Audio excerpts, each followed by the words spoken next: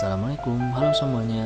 Hari ini kami akan memaparkan materi tentang permasalahan dan penanganan perencanaan serta pembangunan perumahan dan permukiman.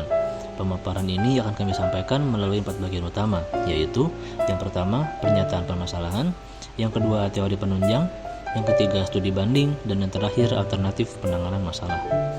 Kita mulai dari pernyataan permasalahan. Permasalahan utama dalam perumahan dan pemukiman di Indonesia adalah ketimpangan antara pertumbuhan penduduk dan ketersediaan hunian. Saat ini, backlog perumahan, yaitu selisih antara rumah-rumah yang dibutuhkan dan yang tersedia, mencapai jutaan unit. Selain itu, urbanisasi yang tinggi menyebabkan tingginya permintaan hunian di kota besar. Namun, tidak diimbangi dengan penyediaan lahan yang memadai. Akibatnya, muncul pemukiman kumuh, minim fasilitas dasar seperti sanitasi, air bersih, dan ruang terbuka. Permasalahan lainnya meliputi kurangnya perencanaan tata ruang yang matang, penggunaan lahan yang tak terkendali, serta konflik kepemilikan tanah yang memperlambat pembangunan. Untuk memahami persoalan ini, ada beberapa teori perencanaan yang bisa dijadikan sebagai landasan.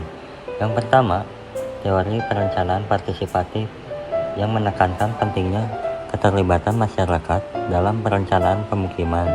Ini bertujuan agar hasil pembangunan benar-benar sesuai kebutuhan dengan budaya lokal. Yang kedua, konsep smart growth, yaitu pengembangan kota yang terkendali, efisien dalam penggunaan lahan, dan mendukung transportasi umum.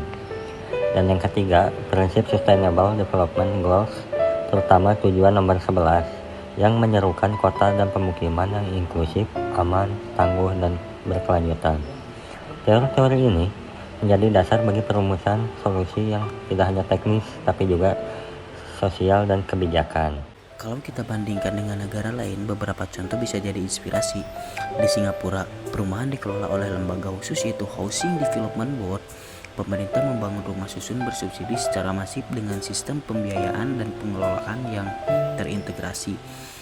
Hasilnya lebih dari 80% warga Singapura tinggal di hunian layak milik negara. Contoh lain Jepang. Mereka menerapkan perumahan vertikal dengan konsep transit oriented development.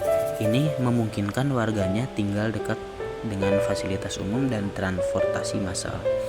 Sementara di Indonesia, program seperti Kotaku, Kota Tanpa Kumuh, KPR bersubsidi, hingga program sejuta rumah dan sudah berjalan.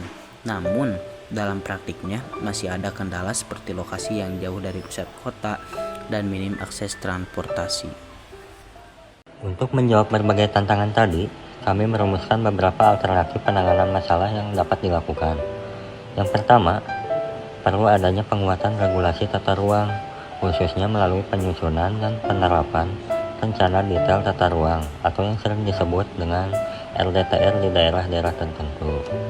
Dan yang kedua, mendorong pembangunan perumahan vertikal yang terjangkau di lokasi strategis.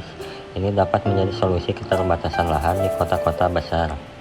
Dan yang ketiga, pemanfaatan teknologi seperti GIS untuk mengidentifikasi lahan potensial, memetakan kawasan rawan, dan mendukung pengambilan keputusan yang berbasis pada data.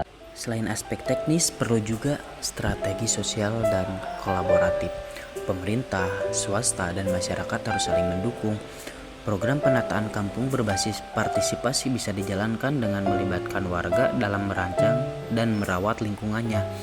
Kolaborasi dengan universitas komunitas arsitektur dan LSM juga penting untuk mendorong inovasi desain dan pelaksanaan program yang lebih tepat sasaran.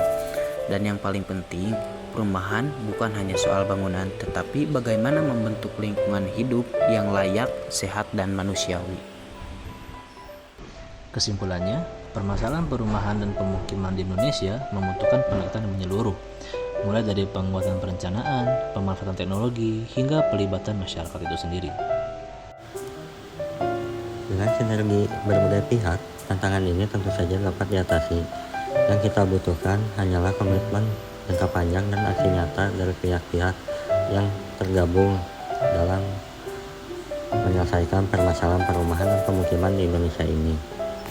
Demikian pemaparan materi dari kelompok kami, semoga bisa membuka wawasan dan jadi bahan diskusi lebih lanjut. Terima kasih atas perhatiannya.